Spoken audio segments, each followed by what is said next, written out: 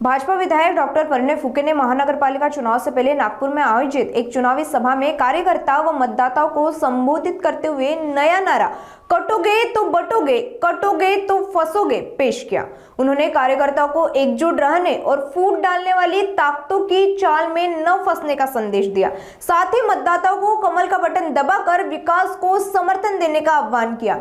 आइए सुनते हैं डॉक्टर परिणय फुके का कटोगे तो बटोगे, कटोगे तो फंसोगे इस नारे को लेकर विस्तृत बयान।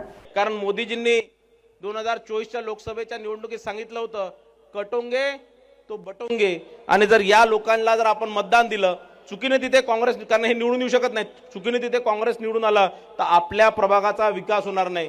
जो विकास संपूर्ण महाराष्ट्राचा होऊन राहिला, जो विकास संपूर्ण देशाचा होऊन राहिला, जो विकास संपूर्ण शहराचा होऊन राहिला, कुठेतरी तुमच्या प्रभागाला त्याच्यात ब्रेक लागणार हेच तुम्हाला सांगतो। आणि कुठेही तुम्ही कोणाच्या अफवा भूल थापायला न जाता, कोणाच्या अफवा प्रचारात न पडता फसू नका।